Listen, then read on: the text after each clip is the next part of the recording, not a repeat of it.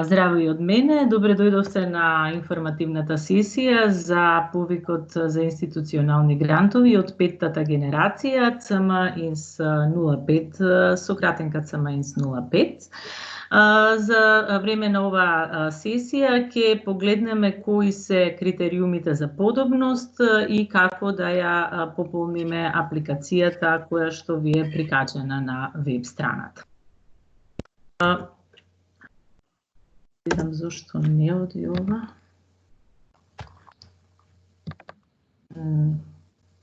Не ми се движи презентацијата, не знам зашто. Добро. Прво преводиме со подобноста. Повикот за институционални грантови е наменет за здруженија, фондации и сојузи регистрирани согласно Законот за здруженија и фондации. За подобноста ќе зборуваме малку повеќе и подоцна, сега на почетокот тоа ви е дадено и во првата страна од водичот, дека институционалните грантисти INS 04 и акциските грантисти Акт 04 и Акт 05 не се подобни за пријавување на овој повик, додека партнерите на акциските грантисти Акт 04 и Акт 05 се подобни за пријавување. Предлозите за институционалните грантови, како и кај сите други грантови во Civica Mobilitas, треба да придонесуваат кон општата цел и резултатите на програмата. Општата цел се општествените промени во Македонија, водени од силен граѓански сектор, додека 4 резултати, кои што ги гледате овде на екранот, се овозможувачко опкружување за граѓанското општество, граѓанскиот ангажман, соработката и граѓанското учество. Ќе разгледаме во продолжение неколку приоритети за овој повик, а тоа се географското покривање, како и секторските и тематските покривања. Почнуваме со критериумите за подобност, актери, грантови, ИРО процеси, трошоци и број на пријави. Во однос на актерите, како што кажавме и на почетокот, апликанти подобни се само оние кои што се регистрирани согласно Законот за здруженија и фондации, и во овој повик за предлози партнери и соработници не се подобни, значи аплицирате сами. Големината на грантот исто така е поделена за вкупниот буџет и за првата година од грантот. Вкупниот буџет кој што треба да биде поберан од Civica Mobilitas за цело време траење мора да биде помеѓу 3 и 4 милиони денари, додека вкупниот буџет поберан од Civica Mobilitas за првата година од грантот треба да биде помеѓу 1 и 2 милиони денари. Во однос на време траењето на грантот, значи институционалната поддршка треба да биде побарана за период од точно 2 години или 24 месеци. Институционалните грантови се наменети за развој на ИРО процесите во една организација. ИРО кратенката ќе ја видите секаде низ водичот. Таа значи институционален развој и организацијско јакнење на организациите. Институционалниот развој и организацијското јакнење кои што ги поддржува Civica Mobilitas, ги поддржува во насока на подобрување на перформансите на организациите, за да тие можат да придонесат кон резултатите на Civica Mobilitas, кои што веќе ги споменавме: овозможувачкото опкружување, граѓанскиот ангажман, соработката и граѓанското учество. Вторите критериуми за подобност се трошоците. Подобни се и оперативни и директни трошоци. Од оперативни трошоци подобни се бруто плати за основниот персонал, подобни се трошоци за канцелариската работа на организациите, струја, вода, грејење, телефон и слично, како и сите трошоци кои што се релевантни за ИРО процесите. Менторство, фацилитација, развој на човечки ресурси, обуки, консултации, значи се што е поврзано со развојот на ИРО процесите на апликантите. Во однос на директните трошоци, и тие се подобни, бидејќи институционалниот грант, освен развојот на ИРО процесите, има за цел да ја подржи и целокупната програма на организацијата и да придонесе до одреден степен до вкупниот годишен буџет на организацијата, кој секако треба да биде обезбеден и од други донатори. Во однос на трошоците, морате да знаете и тоа дека во своите буџети, уште при аплицирањето, морате да вклучите трошоци за две компоненти. Прво, 2 годишни независни финансиски ревизии, кои се однесуваат на целокупното финансиско работење на организацијата. Значи, не само за грантот на Civica Mobilitas, туку целокупното финансиско работење на организацијата и да има едно издвоено мислење, дополнително мислење само за грантот. Додека вториот трошок, кој што задолжително ќе морате да го внесете во буџетот, е трошоци за учество на најмалку еден представник на вашата организација во годишните настани на Civica Mobilitas. Национален форум, фестивали, средби за вмрежување и така натаму. Во самиот буџет имате, каде што е ставена таа ставка, имате ставено дека тука негде за сите 24 месеци се отприлика 15 на вакви настани. Во однос на кофинансирањето, во овој повик не е потребно кофинансирање како критериум. Значи, не сте задолжителни да ставите свое кофинансирање, меѓутоа, нивото на планирани вкупни средства и од други извори ќе биде разгледувано и оценувано за време на процесот на селекција од страна на Комисијата за избор на грантови. Од друга страна, што се однесува до кофинансирањето, средствата кои што се обезбедени преку овој повик за предложи, можете да ги користите за кофинансирање за други ваши проекти кои што се финансирани од други донатори. Пријавата ќе разгледаме малку подоцна целосно. Овде само да напоменам дека се состои од неколку дела: апликант, пријава, изјава од апликантот, прилози и листа за проверка. Овде ја гледате табелата за оценување на пријавата, односно бодувањата кои што ќе ги дава Комисијата за избор на грантови. Поделена е во неколку критериуми. Профил на апликантот добива 30 поени максимум, самата програма 25 поени, стратегијата за влијание на политиките 20 поени, организацијската анализа 15 и финансискиот план или буџетот 10 поени. Сите овие критериуми за буџетот што ги гледате овде, профил, програма, стратегија и така натаму, се дел од пријавата и тие ќе ги поминеме сега за неколку минути. Крајниот рок за поставување прашања е 16 мај. Прашањата треба да бидат поставувани на хелпдескот на Civica Mobilitas, на овој мејл кој што го гледате овде. Вклучително и овие прашања кои што сега усмено ќе ги поставите и ние, нели, усмено ќе ги разговараме, дискутираме во текот на оваа сесија, ќе бидат поставени на веб страната и ќе бидат написмено одговорени, и тоа е она што ќе биде релевантно во однос на прашањата. Значи, тука сакам да нагласам дека релевантни се само оние одговори кои што ќе ги видите написмено на веб страната на Civica Mobilitas.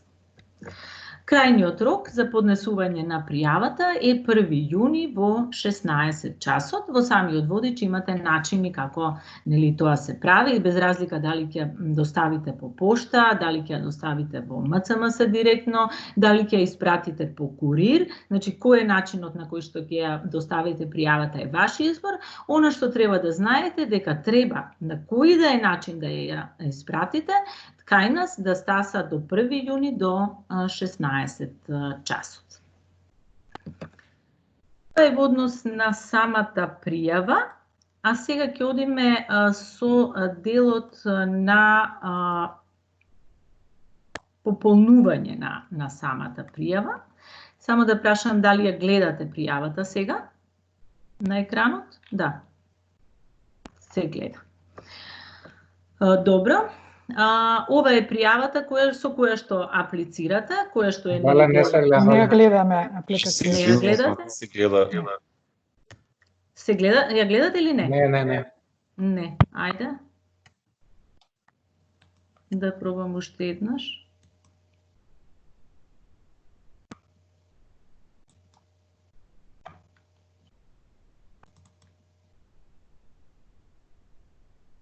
Дали сега се гледа? Добре. Сега се гледа. Добро. Значи, ова е пријавата која што е дел од апликацијскиот пакет кој што е приклучен на веб страната во самиот оглас. На првата страна, значи, вие не треба да го пополнувате првиот дел, горе само ќе си го напишете името на апликантот. На првата страна точно се оние технички пропозиции за тоа како таа треба да изгледа, значи да се пополнува со Arial фонт, големина 11, без задебелувања, без закосувања, да биде во печатена форма на македонски јазик, значи сите овие технички критериуми кои што ќе мора да бидат исполнети за да бидете подобни за испраќање на вашата апликација до комисијата. Апликацијата се состои од неколку делови. Првиот дел е делот за апликантот и овдека ги пишувате сите административни податоци кои што се бараат за вашата организација. Овој дел за профилот на вашата организација не би го објаснувале, бидејќи е премногу технички дел кој што ги бара сите оние административни податоци поврзани со апликантот. Вториот дел од пријавата, е всушност самата пријава и таа се состои од 4 делови. Првиот дел е делот B1, програма, во кој што вие треба да напишете кои се активностите кои што планирате да ги спроведете во периодот од 2 години додека ви трае вашата институционална поддршка. Значи, кои се тие директни, конкретни активности кои што ќе ги спроведувате. Активностите треба да бидат поделени согласно ова што е овде во 4 области. Првата област е овозможувачкото опкружување, втората е граѓанскиот ангажман, третата област е соработката и четвртата област е граѓанското учество. Во делот опис, кој што го гледате овде под секоја област, точно има објаснето што подразбираме под овозможувачко опкружување, под граѓански ангажман, соработка и така натаму. Оно што вие треба да го направите е за секој резултат кој што го имате, да си додадете редови колку што ви е потребно и за секој резултат да напишете индикатори и активности кои што водат кон остварување на таа област. На овој начин се пополнува овој дел за сите 4 области. Вториот дел од пријавата, делот B2, се однесува на стратегијата за влијание на политиките. Институционалните грантови всушност треба да доведат до општествени промени во земјата преку соработка со властите на локално и на национално ниво. И во овој дел, во оваа насока, овде треба да ги напишете вашата визија и стратегија за тоа како ќе имате влијание врз јавните политики и донесувањето на одлуки. И тоа го пишувате во овој прв квадрант овде, додека пак во вториот квадрант ги пишувате вашите претходни искуства, значи вашите претходни постигнувања, исто така од областа на влијанието врз јавните политики и донесувањето на одлуки. Водете сметка дека за секоја од овие табели имате напишано колку место треба да зафатат, значи оваа табела конкретно не треба да надминува една страница. Делот B3 од пријавата е организацијската анализа, во која што вие треба да направите анализа на институционалниот развој и на организацијското јакнење на вашата организација.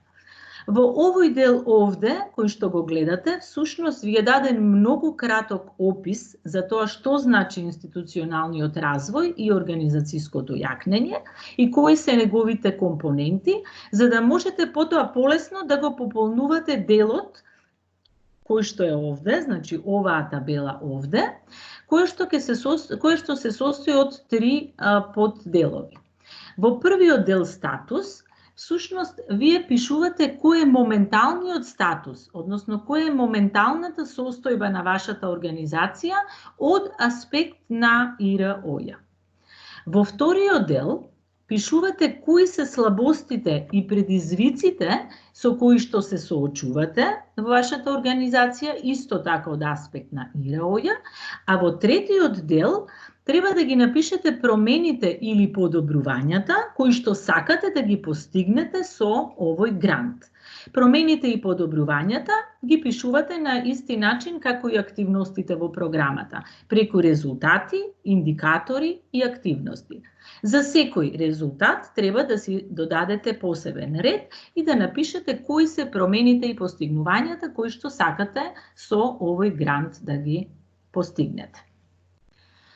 Делот Б4 се однесува на барањето за институционален грант од аспект на финансиските средства.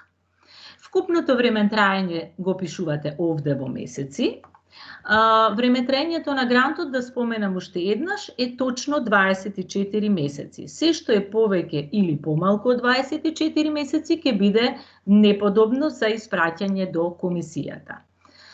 Во следниот ред пишувате вкупен планиран буџет за вкупното времетраење на институционалната подршка. Во третиот ред пишувате вкупен буџет кој што е поберан од Civica Mobilitas. Значи, во третиот ред важи критериумот дека тука треба да побарате средства кои се однесуваат помеѓу 3 и 4 милиони македонски денари за 24 месеци. Додека вкупниот буџет поберан за првата година го пишувате во последниот ред и овде треба да внимавате на критериумот дека за првата година, за да бидете подобни, треба да побарате помеѓу 1,5 милион и 2 милиони денари. Значи, 2 милиони и 1 денар и 1 милион 499 илјади денари веќе се неподобни за да бидете испратени до комисијата. Внимавајте на овие, премногу се технички работи, меѓутоа, внимавајте кога ќе ги пополнувате. Од претходни искуства имаме дека навистина има и такви пропусти, иако се технички. Изјавата на апликантот, ќе си прочитате што све се бара во изјавата, треба да биде подпишана од законскиот застапник. Водете сметка дека треба да биде подпишана од овластено лице кое што е напишано во тековната состојба која што ја приложувате. Значи, законскиот застапник кој што е напишан во тековната состојба треба да биде овде запишан. Задолжително печат и подпис од вашата организација. Прилози за овој повик се 2. Прво е финансискиот план или буџетот. Форматот го имате дадено во апликацијскиот пакет, прикачен е, значи, на веб страната. Додека вториот прилог кој што мора задолжително да го доставите е доказот за правен статус и доказот исклучиво го докажувате преку поднесување на тековна состојба не постара од 6 месеци од денот на објавување на повикот. Повикот беше објавен на 4 мај, па вие ќе си пресметате колку се тоа претходно 6 месеци. Понапред. Последниот дел од оваа пријава е листата за проверка. Ке ве замолиме навистина, значи точно секој дел од оваа листа за проверка да биде внимателно прочитан и штиклиран. Првиот дел се однесува на административната усогласеност, да се користи оној формат на пријавата кој што е прикачен во огласот, ниеден друг, да биде напишан на компјутер, да биде напишан на македонски јазик, да биде поднесен во еден оригинал и 5 идентични копии во хартиена форма, да биде поднесен на CD или USB исто така во пликот, да биде подпишан од законскиот застапник и да биде доставен со сите барани прилози во точниот формат. Во однос на подобноста, да си водите сметка дека оној што аплицира е регистриран согласно Законот за здруженија и фондации за да биде подобен, дека точното време траење на институционалниот грант кој што го побарувате е 2 години, дека вкупниот буџет кој што го барате од ЦИВК Мобилитас е помеѓу 3 и 4 милиони денари, дека парите што ги барате за година 1 се помеѓу 1,5 и 2 милиони денари, дека имате поднесено само една пријава, немате партнери и соработници и не сте ИНС 04, АКТ 04 или АКТ 05 грантисти. Значи сите овие ќе треба да си ги штиклирате и заедно со сите други потребни документи да ги поднесете во апликацијскиот пакет. Јас за сега толку би имала во однос на презентацијата, па понатаму ако Благодарам.